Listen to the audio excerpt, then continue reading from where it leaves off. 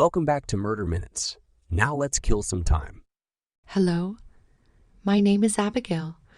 I'm excited to take you on this very interesting Murder Minutes episode about the famous and gruesome murder case, Jeffrey Dahmer. Before we get started, don't forget to like, subscribe, and leave a comment if you enjoyed listening to me today. I'll be glad to participate more on this channel in the future among the many other talented presenters. Let's get started, shall we? Now, you've probably all heard his name, but have you heard his story? Jeffrey Dahmer was an American serial killer and sex offender who committed the murder and dismemberment of at least 17 boys and men between 1978 and 1978 and 1991. Dahmer was born on May 21, 1960, in Milwaukee, Wisconsin, and grew up in a relatively stable, middle-class family. Dahmer's killings were marked by extreme acts of violence, sexual assault, and cannibalism. He was arrested in 1991 after one of his intended victims managed to escape and notify the police. Upon searching his apartment, authorities discovered human remains, body parts, and other evidence of his gruesome crimes. During his trial, Dahmer was diagnosed with borderline personality disorder, schizotypal personality disorder, and a psychotic disorder. He pleaded guilty, but was found to be legally insane and was sentenced to 15 consecutive life terms in prison. Jeffrey Dahmer's childhood was marked by a sense of detachment and isolation. As a child, Dahmer was described as being shy, withdrawn, and solitary, and he struggled to make friends with his peers. Dahmer's parents had a troubled marriage, and his mother suffered from a variety of mental health issues. His father was a chemist, and his mother suffered from depression, anxiety, and paranoia. When Dahmer was 8 years old, his family moved to Bath, Ohio, where he began to show signs of obsessive-compulsive disorder and a fascination with dead animals. As Dahmer grew older, he became increasingly isolated and detached from his family and peers. He began to experiment with alcohol and drugs and became more interested in pornography and sexual fantasies. He dropped out of Ohio State University after just one semester and was later arrested for indecent exposure and other minor offenses. Dahmer's troubled childhood and early experiences with isolation, detachment, and deviant behavior may have contributed to the development of his later psychological problems and violent tendencies. However, it is important to note that while childhood experiences can be risk factors for later criminal behavior, they are not always determinative, and many people who have similar experiences do not go on to commit violent crimes. Jeffrey Dahmer committed a series of horrific crimes over a span of several years. His victims were primarily young men and boys, many of whom were vulnerable and had a history of substance abuse or were living on the streets. Dahmer's crimes typically followed a similar pattern. He would lure his victims to his apartment, where he would drug them and then sexually assault and strangle them. He would then dismember their bodies and dispose of the remains in various ways, including burying them, dissolving them in acid, or keeping body parts as souvenirs. Some of Dahmer's most gruesome acts included drilling holes into the skulls of his victims and injecting them with acid in an attempt to create living zombies, and engaging in acts of necrophilia with their remains. Dahmer's crimes went undetected for many years, in part because his victims were often people who were marginalized and unlikely to be missed. However, he was eventually caught when one of his intended victims managed to escape and notify the police. During his trial, Dahmer pleaded guilty, but was found to be legally insane. He was sentenced to 15 consecutive life terms in prison, but was ultimately beaten to death by another inmate in 1994. Jeffrey Dahmer used a variety of methods to kill his victims, including strangulation, stabbing, and asphyxiation.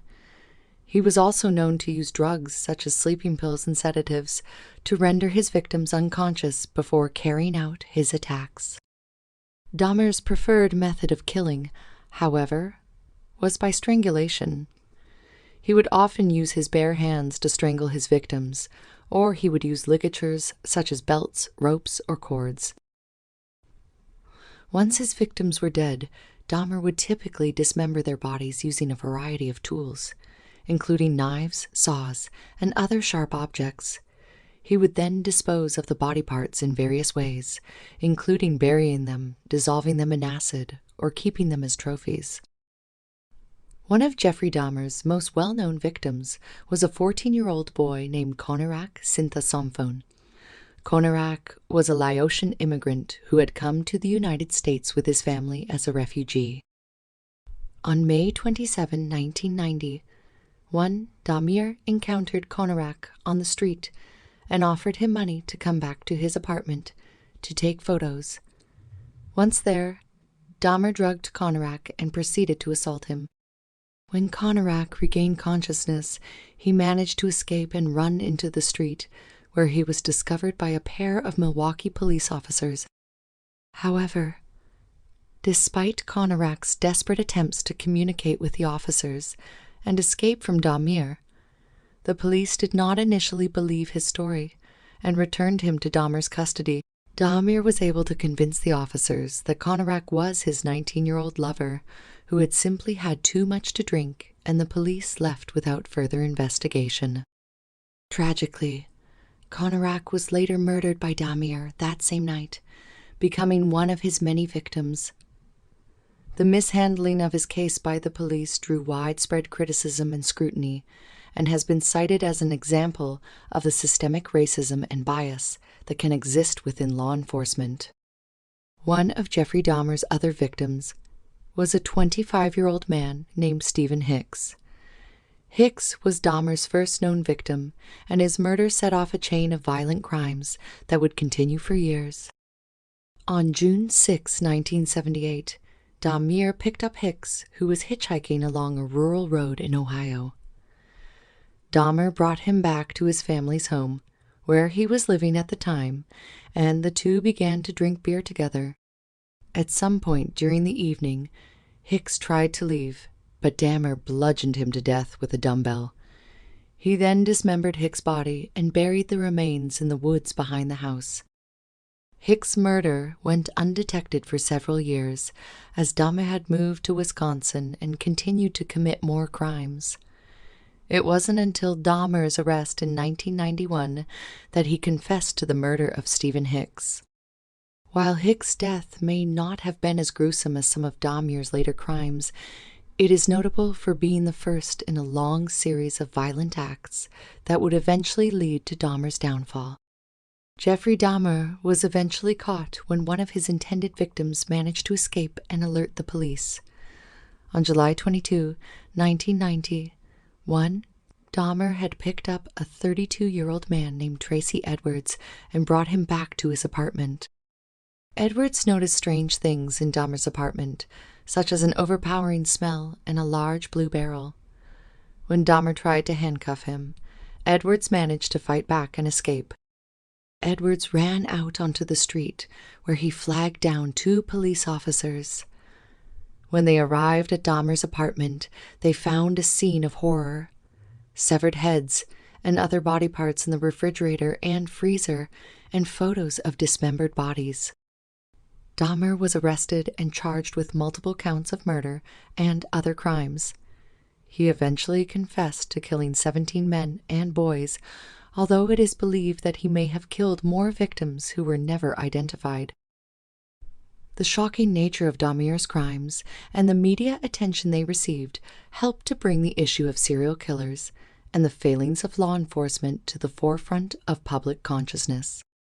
His case also highlighted the need for better communication and coordination between law enforcement agencies, as Dahmer had previously been investigated by police, but was able to avoid capture for years.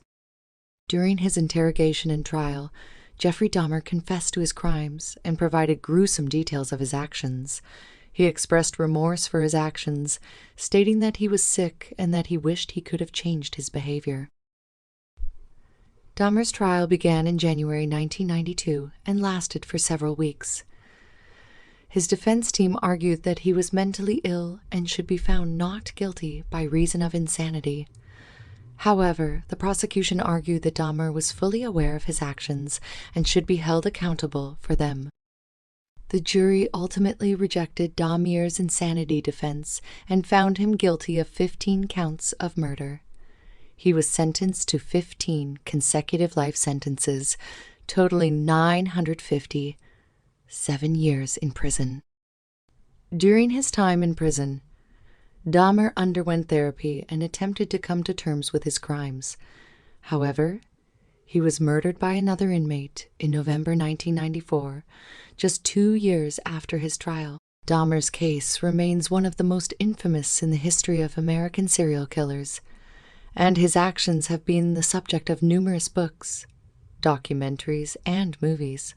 His story continues to fascinate and horrify people around the world, and it serves as a chilling reminder of the potential for evil that exists in some individuals.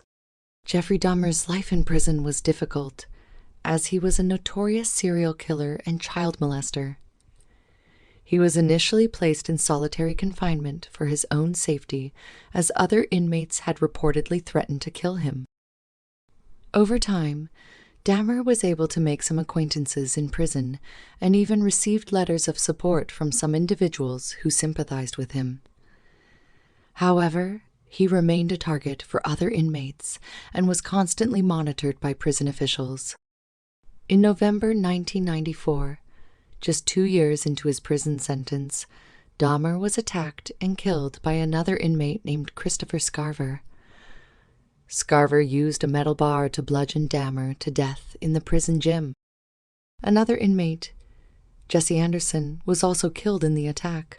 The motive for the attack remains unclear, but Scarver later claimed that he was angered by Dahmer's unrepentant attitude towards his crimes, and by the fact that Dahmer had fashioned a fake severed head out of food during a prison kitchen shift, which Scarver saw as disrespectful to his victims. Dahmer's death was met with a range of reactions, from relief among his victims' families to concern about the safety of prisoners in the U.S. prison system. It also sparked renewed interest in his case and the issue of serial killers and their psychology. Jeffrey Dahmer's crimes were horrific and impacted countless lives, both those of his victims and their loved ones, as well as the wider society. His story serves as a stark reminder of the potential for evil that exists in some individuals, and the importance of recognizing warning signs and addressing mental health issues before they escalate into violent behavior.